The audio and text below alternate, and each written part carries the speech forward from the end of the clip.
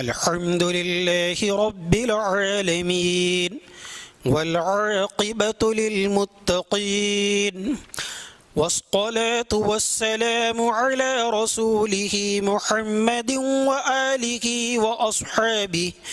وأصحابه أجمعين.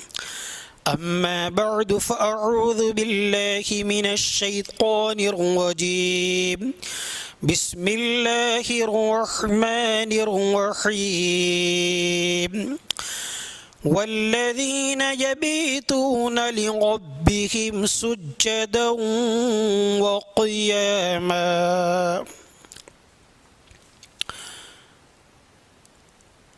رمضان المبارک کا یہ آخری عشرہ ہے. کچھ بات سامنے رکھنی ہے. اس سے پہلے مختصر لفظوں میں آپ حضرات کو اپنا ایک مختصر سا تعارف بھی کرا دوں. میرا نام نظام الدین ہے اور میں اسی شہر ہلدوانی کا رہنے والا ہوں جو ڈسٹرکٹ نینی تال میں ہے. میری تعلیم ام المدارس ازہر ہند مادر علمی دارالعلوم دیوبند کی ہے اور وہاں سے سن 1999 میں میری فراغت ہوئی ہے دارالعلوم دیوبند سے. بہرحال تھوڑی سی بات یہ رکھنی ہے کہ رمضان المبارک کا یہ آخری عشرہ، اولاً تو رمضان المبارک کا مہینہ ہی بہت زیادہ قیمتی ہے اور سراسر رحمتوں اور برکت والا مہینہ ہے. لیکن آخری عشرے کو پورے رمضان المبارک میں سب سے زیادہ اہمیت ہے اور سب سے زیادہ عظمت حاصل ہے آخری عشرے کو. جناب رسول اکرم صلی اللہ علیہ وسلم آخری عشرے کا انتظار فرماتے تھے. حدیث کی روایت میں یہ ہے کہ کان النبی صلی اللہ علیہ وسلم یجتہد فی العشر الاخر ما لا یجتہد فی غیرہ. نبی اکرم صلی اللہ علیہ وسلم رمضان کے آخری عشرے میں اللہ کی عبادت، ذکر، تلاوت وغیرہ کے لیے اتنی محنت فرماتے تھے کہ جتنی محنت پچھلے 2 عشروں میں آپ نہیں فرماتے تھے. اور صحیح بخاری شریف جلد اول کے اندر کتاب الایمان میں ہی ایک حدیث آئی ہے کہ ارشاد فرمایا میرے آقا نے، من قام لیلۃ القدر ایمانا واحتسابا غفر له ما تقدم من ذنبه. کہ جو شخص شب قدر میں اللہ تبارک و تعالی کے وعدوں پر یقین کرتے ہوئے اور ثواب کی امید کے ساتھ عبادت کرے گا، عبادت کے لیے کھڑا ہوگا، یعنی عبادت کے لیے کوشش کرے گا، اس رات کو عبادت میں گزارے گا، تو وعدہ بیان فرمایا ہے رسول اکرم صلی اللہ علیہ وسلم نے کہ اس کے پچھلے گناہ معاف کر دیے جائیں گے. تو یہ کتنی بڑی فضیلت ہے. تو یہ موقع ہمارے سامنے ہیں. اس کے علاوہ ایک اہم بات یہ بھی رکھنا ہے کہ موجودہ جو صورتحال ہے وہ ہمارے لیے بڑی ہی تشویشناک اور بڑی ہی غمگین ہے. جیسا کہ سب کو معلوم ہے کہ کورونا وائرس کی وجہ سے پوری انسانیت پریشانی کا شکار ہے اور اس چیز کی وجہ سے لوگوں کو ہدایات کی گئیں اور ہم نے بھی ممبر سے بھی اعلان کیے، مسجد کے مائک سے بھی اعلان کیے کہ لوگ اپنی پوری حفاظت رکھیں، اپنے کو سیف رکھیں، بلا ضرورت گھر سے باہر ہرگز نہ نکلیں اور کہیں پر بھیڑ اکٹھی نہ کریں۔ بہت ہی خاص ضرورت سے جانا ہو تو ماسک وغیرہ لگا کر جائیں۔ مسجد میں آنے سے بھی ہم نے منع کر دیا کہ اپنی عبادتیں گھروں میں ادا کرنی۔ اسی کے تعلق سے اب آگے ذرا سا یہ موقع یہ ہے کہ چونکہ یہ عشرہ ختم ہونے والا ہے اور اب عید الفطر نزدیک آ رہی ہے، الوداع جمعہ ہے، تو اس موقع پر کچھ تقاضے ہمارے سامنے یہ بھی ہیں کہ عید الفطر کی نماز کس طرح ادا کرنا ہے۔ عید الفطر کے موقع پر ہمیں اس بار کیا کرنا ہے اور اپنا کیا رویہ اختیار کرنا چاہیے، اور پھر عید کے دن اپنی شاپنگ اور نئے کپڑوں کا استعمال اور نئے جوتے، تو ان کو استعمال کیا جائے یا نہیں کیا جائے، آخر کیا کرنا ہے، اور صدقۃ الفطر وغیرہ۔ تو دیکھیے، پہلی بات تو میں یہاں یہ کہوں گا کہ عید الفطر کی نماز ہمیں اسی طریقے سے ادا کرنی ہے کہ جس طریقے سے لاک ڈاؤن جب سے ہوا ہے اس وقت سے لے کر اب تک جس طریقے سے جمعے کی نماز کی ادائیگی کی گئی ہے، بالکل اسی انداز پر ہمیں عید الفطر میں بھی وہی طریقہ اختیار کرنا ہے، جس میں یہ ہے کہ مسجد کے اندر بھیڑ نہیں جمع کرنا ہے، عیدگاہ میں بھیڑ نہیں اکٹھی کرنی۔ جیسے جمعے کی نماز بہت کم لوگوں نے، 4 لوگوں نے، 5 لوگوں نے ادا کی ہے مسجد کے اندر، اسی طریقے سے انہی لوگوں کو اسی طریقے پر عید کی نماز بھی ادا کرنی ہے۔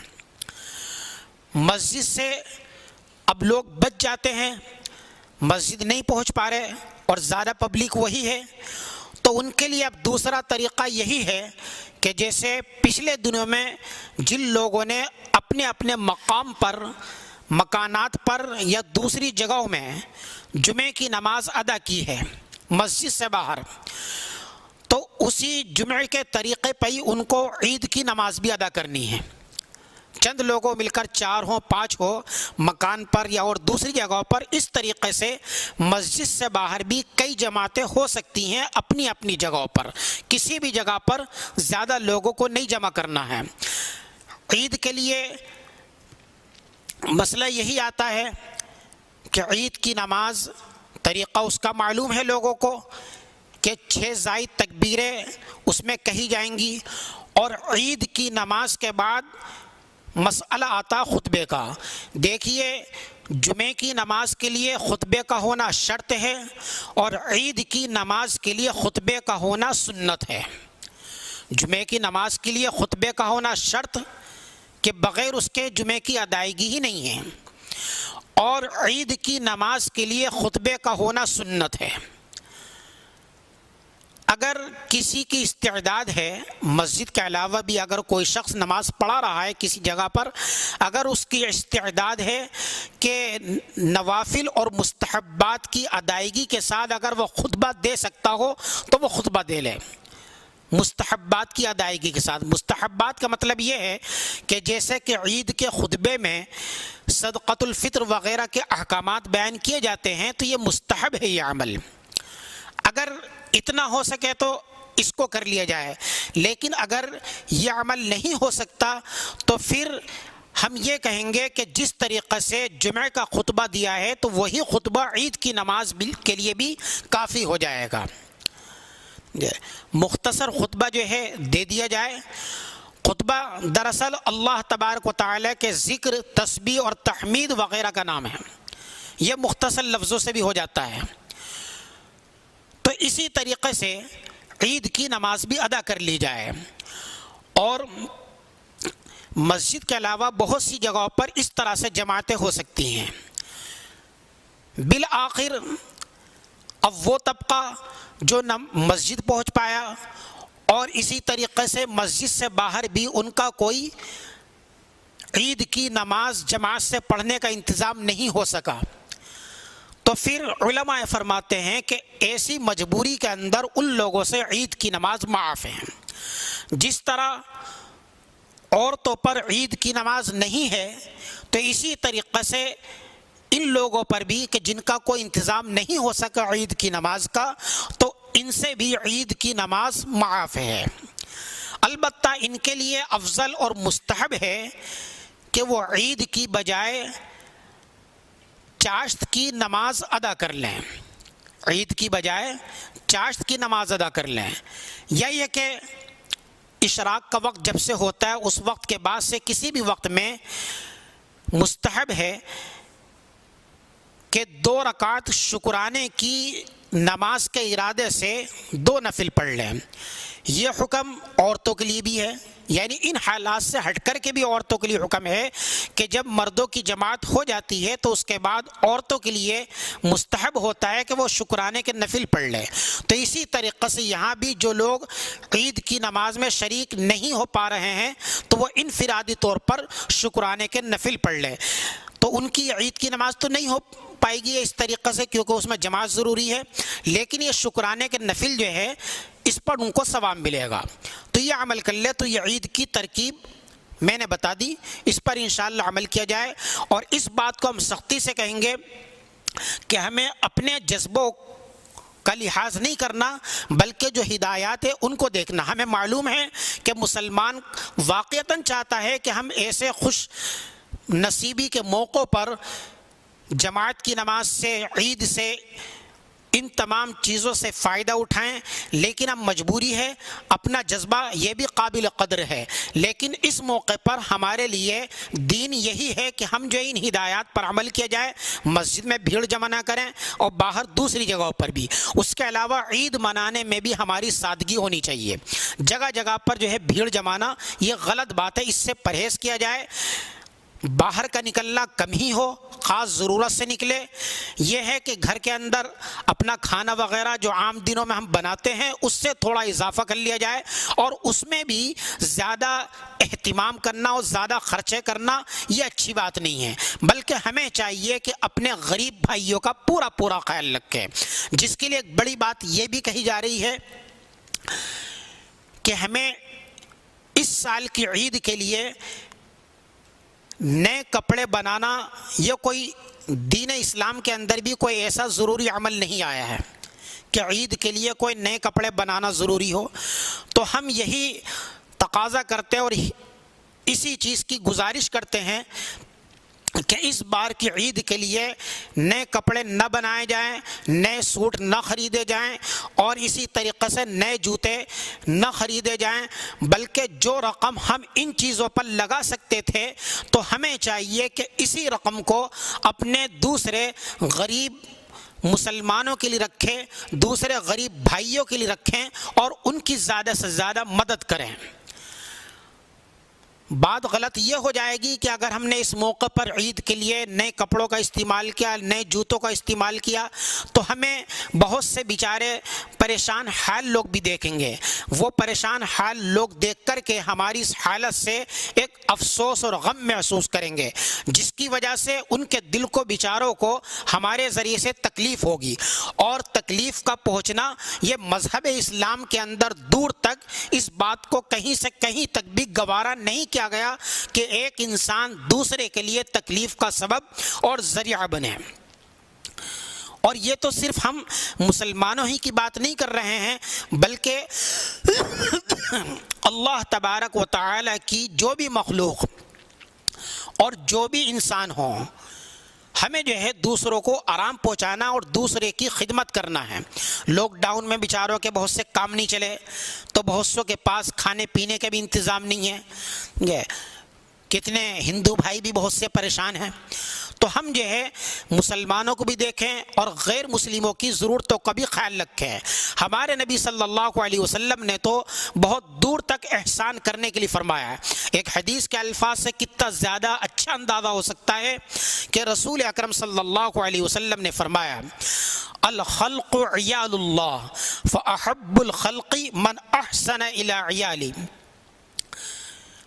ہمارے آقا ارشاد فرماتے ہیں کہ مخلوق پوری کی پوری ساری مخلوق، اور مخلوق میں حضور نے مخلوق کا لفظ استعمال کیا جس میں انسان تو ہے ہی، انسان کے علاوہ دوسرے جاندار بھی آ گئے۔ کیا فرماتے ہیں آپ کہ مخلوق ساری کی ساری ایسی ہے جیسے کہ اللہ تبارک و تعالیٰ کی نظر میں اللہ تبارک و تعالیٰ کی فیملی اور اللہ کا خاندان، اللہ کا کنبہ، جس طریقے سے لوگوں کے کنبے اور خاندان ہوتے ہیں، فیملیاں ہوتی ہیں، اسی طریقے سے مخلوق ساری کی ساری اللہ تبارک و تعالیٰ کی عیال ہے، خاندان ہے اللہ تعالیٰ کا، اللہ کی فیملی ہے۔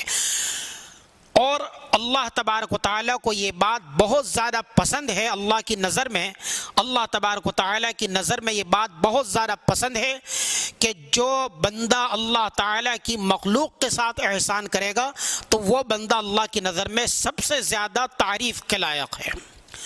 تو اس لیے ہمیں اس موقع پر زیادہ احسان کا برتاؤ کرنا ہے۔ تو ہم اس موقع پر شاپنگ سے اور نئے کپڑوں کے استعمال سے، نئے جوتوں کے استعمال سے اپنے آپ کو بچا کر اور اس اپنی رقم کو اور اپنے پیسوں کو زیادہ سے زیادہ دوسروں کی خدمت میں لگانا ہے۔ یہی ہمارے نبی صلی اللہ علیہ وسلم کی صفت تھی۔ اس سے بھی اندازہ لگائیں کہ نبی اکرم صلی اللہ علیہ وسلم نے ارشاد فرمایا کہ لیس المؤمن الذی یشبع وجارہ جائع۔ آقا ارشاد فرماتے ہیں کہ وہ شخص ایمان والا نہیں ہے جو خود تو پیٹ بھر کر کھانا کھائے اور اس کا پڑوسی بھوکا ہو۔ تو اسی بات کو یہاں فٹ کیجئے کہ دوسرے کے پاس کپڑوں کا، جوتوں کا انتظام نہیں ہو سکتا، اس کے یہاں کھانے کی بھی لالیں ہیں۔ سمجھے، کیا پتا کس کی یہاں جو ہے عید کی ضرورتوں کے اعتبار سے کچھ کھانے پینے کا انتظام ہے بھی یا نہیں ہے، اور ایسے موقع پر ہم جو ہے ان چیزوں میں لگائیں، بہت غلط بات ہے۔ اور دوسری خرابی اس موقع پر نئے کپڑوں کی خریداری وغیرہ کی وجہ سے یہ بھی ہو سکتی ہے کہ اگر ہم اجازت دیں گے اپنے گھر کی عورتوں وغیرہ کو تو وہ ایک دم سے، جو کہ دن کم ہیں، تو بازاروں کے اندر اکٹھی ہوں گی، بھیڑ ہوگی، اور بھیڑ ہونے سے نقصان بالکل واضح ہے۔ اس لیے جو ہے ہم سختی سے اپنے گھر کی لیڈیز کو بھی اور عورتوں کو بھی بازاروں وغیرہ میں آنے سے جو ہے روکے تاکید کے ساتھ۔ وقت کا تقاضا یہی ہے۔ تو بہرحال یہ بات ہوئی۔ اسی طریقے سے ایک ضرورت اور ایک بات الوداع جمعے کی ہے۔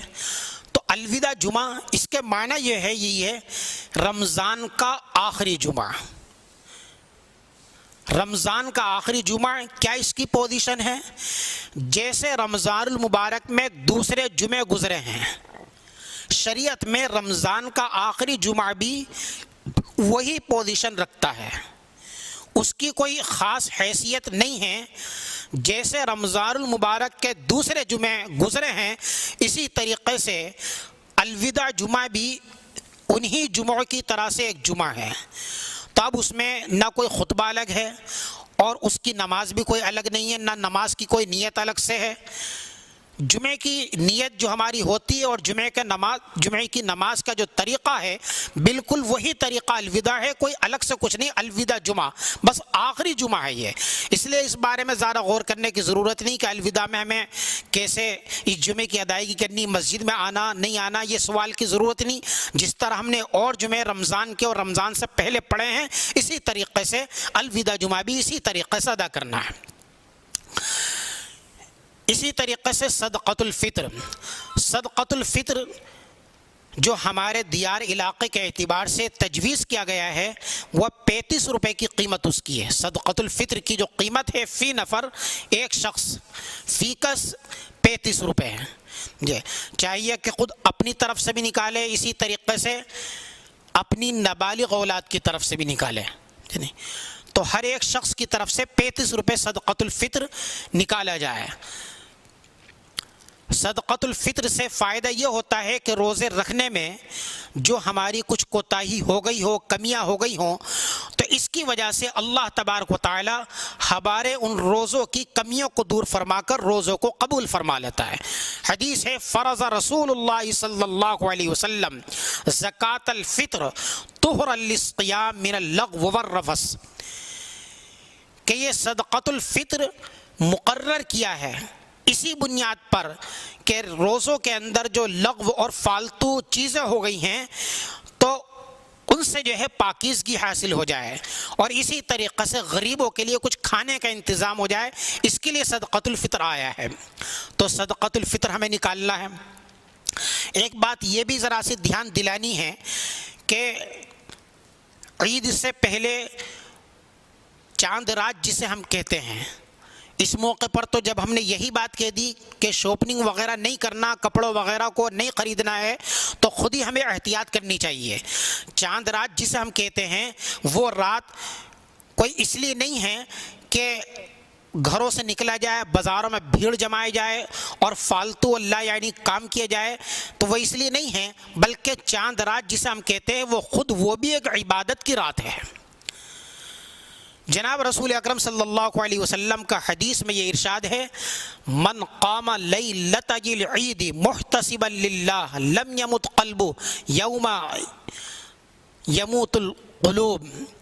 آقا ارشاد فرماتے ہیں کہ جو شخص عید کی راتوں میں، بقرعید کی رات ہو یا عید الفطر کی رات ہو، ان میں جا کر اللہ تبارک و تعالی کی رضا کے لیے، ان عیدوں میں جا کر اللہ تبارک و تعالی کی عیدوں کی راتوں میں جا کر اللہ تعالی کی رضا کے لیے عبادت کرے گا، تو اس کا دل اس دن نہیں مرے گا جس دن کے لوگوں کے دلوں پر مردنی چھا جائے گی، یعنی قیامت کا دن، کہ قیامت کے دن جس دن اچھے لوگوں کے ہوش خراب ہو جائیں گے، تو اس دن اللہ تبارک و تعالیٰ اس کے دل کو زندہ رکھے گا۔ تو ان باتوں پر ہدایات پر عمل کرنا ہے۔ تو چاند رات کے اندر بھی ہماری پوری احتیاط ہو۔ اس کے علاوہ بھائی آخر میں تھوڑا سا اشارہ یہ بھی دینا ہے کہ بہت بڑے محدث اور شیخ الحدیث ہمارے استاد حضرت الاستاد مولانا مفتی سعید احمد صاحب پالن پوری رحمۃ اللہ علیہ کا پرسوں انتقال ہوا ہے۔ واقعتاً حضرت کا یہ انتقال یہ ہمارے لیے بہت ہی بڑی افسوس کی بات ہے، اور جیسے ہی ہمیں خبر پہنچی تو اس خبر سے ہی طبیعت کے اندر بہت ہی بڑی ایک تشویش پیدا ہو گئی۔ تو یہ ہمارے لیے بہت ہی بڑی غم کی خبر تھی۔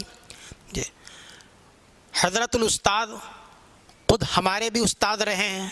سن 99 کے اندر ہم نے حضرت الاستاد مفتی سعید احمد صاحب پالن پوری رحمۃ اللہ علیہ سے ترمذی شریف جلد اول پڑھی ہے، اور حضرت ایک بہت اونچے درجے کے فقید المثال عالم تھے، اور ایک بہت بڑے فقیہ اور ساتھ محدث۔ حضرت کا درس بھی بہت مقبول ہوا کرتا تھا۔ ترمذی شریف حضرت نے بہت زمانے تک پڑھائی، اس کے بعد پھر بعد میں حضرت کو بخاری شریف جلد اول بھی عطا کی گئی، اس کی بھی حضرت نے خدمت کی ہے۔ بہرحال حضرت کے تعلق سے زیادہ بات کرنے کا موقع بھی نہیں ہے، بہت بڑی خدمتیں ان کی ہیں، اور خود حضرت الاستاد رحمۃ اللہ علیہ بہت اونچے درجے کے عالم، اور درس ان کا بہت زیادہ مقبول ہوتا تھا۔ تو حضرت کا انتقال ہمارے لیے واقعتاً بہت ہی بڑی غم کی خبر اور غم کی بات ہے۔ بس اس موقع پر ہم یہی عاجزانہ گزارش کریں گے کہ حضرت کے لیے بھی اللہ تبارک و تعالیٰ سے مغفرت کی دعا فرمائیں، کہ اللہ تبارک و تعالیٰ حضرت الاستاد رحمۃ اللہ علیہ کی بال مغفرت فرمائیں، اور ان کے درجات کو بلند فرمائیں، اور اپنے جوار رحمت میں اللہ تبارک و تعالیٰ حضرت کو جگہ نصیب فرمائیں۔ آمین۔ آخر میں ایک بات یہ بھی آپ حضرات کے سامنے رکھنی ہے کہ بھئی دیکھیے، ہمارے علاقے کے جو راجیے ہیں اور ہمارے شہر ہلدوانی کے جو پرشاسن ہیں وہ تعریف کے لائق ہیں، اور ہم نے ہمیشہ مختلف موقعوں پر ان کے کاموں کو بہت زیادہ پسند کیا ہے۔ ان کی طرف سے بہت سی ہدایات پچھلے سال بھی جیسے آئی ہیں، اور اسی طرح سے جب سے لاک ڈاؤن چل رہا ہے تو مختلف موقعوں پر الگ الگ وقتوں میں ان کی طرف سے کچھ ہدایات آئی ہیں، تو ہم نے ان کو بہت اچھا سمجھا، وہ بہت اچھا اچھی ہدایات ہیں، اور ہم آپ سب سے گزارش کرتے ہیں کہ ان ہدایات کا پورا پالن کریں، ان پر عمل کریں، یعنی کہ بھیڑ نہیں جمانا کہیں، اسی طریقے سے گھر سے بغیر کسی خاص ضرورت کے نکلنا نہیں ہے، ضرورت میں نکلنا ہے، ماسک لگا کر نکلنا ہے۔ یہ ہدایات واقعتاً بہت اچھی ہدایات ہیں، ان کی بہت اچھی باتیں ہیں، تو آپ کو بھی ان پر پورا عمل کرنا ہے۔ عید کے اندر چونکہ عید کا ایک تہوار کا موقع ہوگا، اس میں بھی ہم گزارش کرتے ہیں کہ اس میں بھی آپ لوگوں کو ان چیزوں پر دھیان دینا ہے۔ ایک بات یہ بھی ہے کہ عید کے موقع پر گلے ملے جاتے ہیں، مصافحہ کیے جاتے ہیں، تو اب یہ پریشانی کی وجہ سے جو ایک مرض ہے کورونا وائرس، اس کی وجہ سے ہم گزارش یہ کرتے ہیں کہ آپ لوگ نہ گلے ملے اس موقع پر، اور اسی طریقے سے نہ ہاتھ ملائیں۔ پہلے آپ نے کیے ہیں کام، وہ پہلے کی بات تھی، لیکن اب تو ہم جو ہے اس پریشانی کی وجہ سے آپ سے بھی کہتے ہیں، اور یہی بات اوپر کی ہدایت بھی ہے، پرشاسن صاحب کی جانب سے بھی یہ ہدایت آپ کے لیے ہے، تو اور بھی زیادہ آپ کو اس کا دھیان کرنا ہے، اور کسی بھی ادھیکاری کو یا پولیس محکموں کو آپ کی طرف سے کوئی شکایت نہیں پہنچنی چاہیے، اور پورا اپنے آپ کو صحیح چلانا ہے۔ گلے ملنا اور مصافحہ کرنا، اولاً تو اس کے بارے میں ایک بات یہ بھی دھیان رکھے کہ یہ ہماری عید کی سنتوں میں یہ بات نہیں ہے، نہ گلے ملنا ہے نہ ہاتھ ملانا ہے۔ یہ گلے ملنا اور مصافحہ کرنا یہ دراصل ملاقات کی سنتوں میں ہے، یہ سنت ملاقات کی سنت ہے، عید کی سنت نہیں ہے۔ بس بات یہ ہوتی ہے کہ بعض لوگوں سے ہماری عید کے موقع پر ہی ملاقات اتفاق سے ہوئی ہے، کوئی ہم سے ملنے آیا ہے، تو ملاقات کی سنت چونکہ مصافحہ یا گلے ملنا ہے، تو اس بنیاد پر اس کو کر لیا جاتا ہے، ملاقات کی سنت سمجھ کر۔ عید کی سنت تو ہے ہی نہیں، اور اب چونکہ ملاقات کے موقع پر بھی ہم مصافحہ اور معانقہ گلے ملنے کو ویسے بھی منع کر رہے ہیں، تو اب جو ہے عید کے موقع پر بھی اس عمل کو نہیں کرنا ہے، یہ ایک مجبوری ہے۔ تو پرشاسن صاحب کی جانب سے جو ہدایات ہے ان کا ہم سب کو پورا سہیوگ کرنا ہے، اور پورا ان کا پالن کرنا، ان پر عمل کرنا ہے، اور کسی کو ہم سے کوئی تکلیف اور کسی ادھیکاری کو کوئی بھی ہماری طرف سے کوئی شکایت نہیں پہنچنی چاہیے۔